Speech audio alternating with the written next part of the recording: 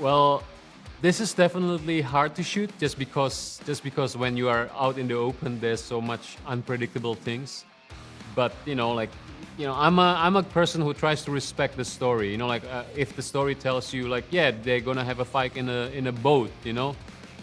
I think let's try to do it. Let's try to see what's the challenge of shooting in the water, and I think that actually helps us in telling the story because when you are fighting in a boat, it's not easy. So like people tend to be very sort of like unstable and all this stuff, and you see that in the film. So I guess that's a positive. Con Gaby Cam y Javier Ibarreche. Hello, Timo. Very nice to meet you. Welcome to the estreno, and congratulations on your debut. It's such an honor to see this movie. And I do want to ask about one aspect. Do you feel like a nobody with all the cast that you had in this particular movie for your debut? I'm always feeling like a nobody, Emilio. So regardless, here's the thing. I'm a director. I don't think director having the hardest job in the film because for the most of it, all we need to do is telling people what to do. So I always have that weird imposter syndrome in me. But especially in this film, I feel like I think maybe I feel more like a little child, because I'm standing amongst legends. You have Bob Odenkirk, you have John Ortiz, who I love very much from watching Miami Vice, and then you have Christopher Lloyd from Back to the Future, Sharon Stone, Riza. Riza is such a huge part of me growing up as a teenager, and to see him standing in front of me as I'm directing him slicing a katana sword, that's like a surreal experience. So yes, I'm definitely nobody and nobody too. And talking about Sharon's character, I found very pleasing to see these particular moments in which you introduce her with these colors in a yellow or an orange aspect, and then with the dancing scene with the little purple. Why did you feel like you had to put those colors in those particular scenes?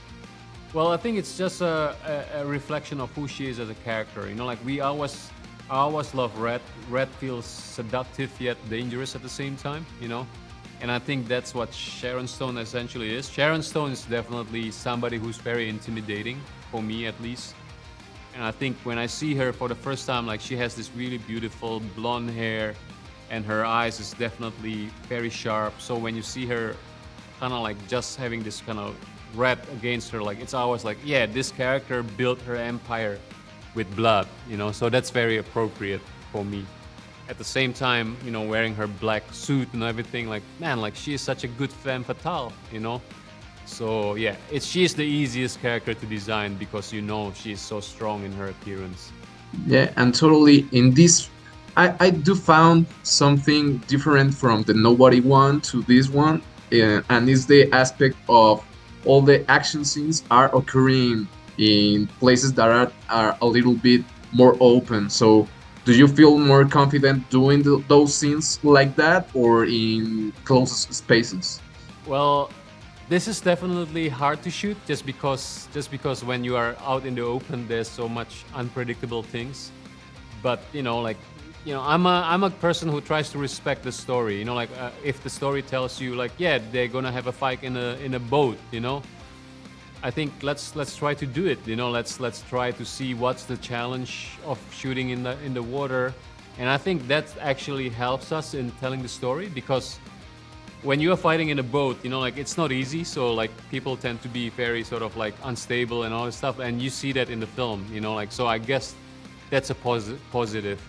Having said that, shooting in the water park is also a great challenge just because everything happens at night. So we have to start shooting about 7 o'clock and then finishing about 3 a.m. And it's always weird when you have to do that kind of like thing. But I would say if I can choose, I'll definitely do it indoor. But, if the story tells me to shoot in the desert or in a snowstorm, I'll do it too. There's a particular scene where there was an unscripted moment or one action of your stars that you said like, do that again or something like it? Oh yeah, definitely. I think especially with especially with somebody like Bob, Sharon, and Christopher Lloyd, they are very good at improvising. So whenever sometimes they do certain things, they will say all these crazy lines, and I had so much fun, especially with Christopher Lloyd, because Christopher Lloyd is the kind of guy who,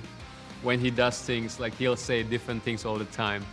So I think we do have like a lot of footage of Christopher Lloyd just saying different things, or doing a different action, and it's always fun to see. This is Doc Brown from Back to the Future standing in front of you, giving his improvisational skill.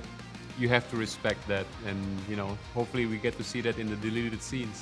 Oh yeah, plenty of times. Like, I think just in the last 6 months, like we were at the Oscars, basically just surrounded by the 500 most famous actors in the world, and definitely there are times when you feel like, OMG, like I'm clearly visiting from, I don't know, Ohio. This movie allows us a little bit to see Becca evolve into something else, from a nagging wife. Now she's an action star, an action figure with his husband. So how do you feel reading that on the script for this film? Already on the first film, we already established that there was going to be development of the Becca character as we moved along. And so even when I did the number one, I knew that there was this secret story about her. And I just kept that sort of like story inside of me while I was shooting Becca in number one. And then, what was so interesting is to go from Nobody Won, where, my husband, Becca's husband, is not doing well. He's depressed. He's sad. He's in a midlife crisis because he's not being true to himself.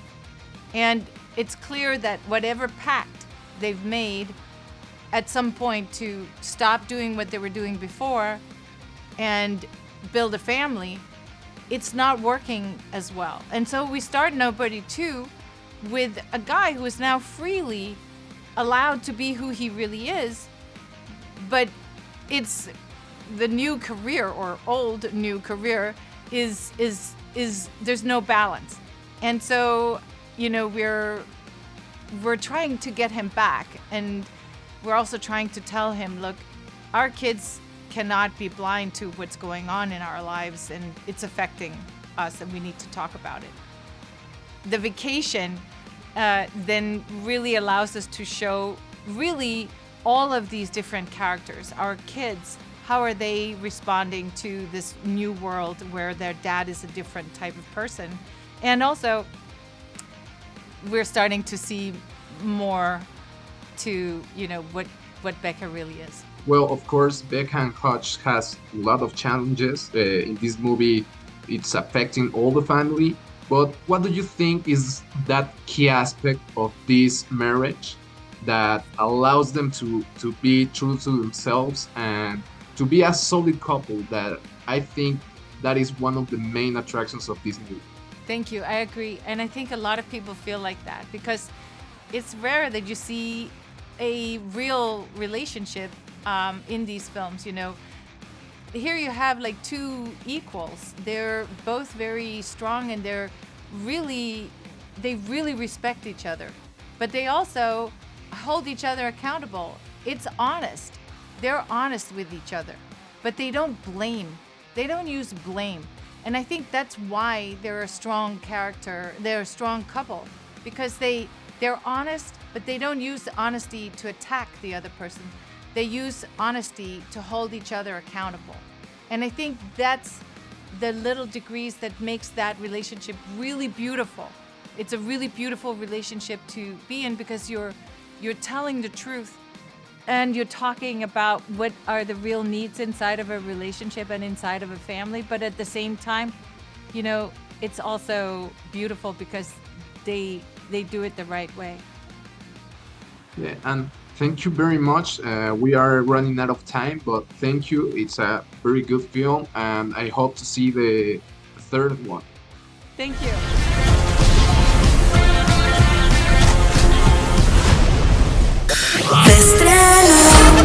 Con Gaby Cam y Javier Ibarreche.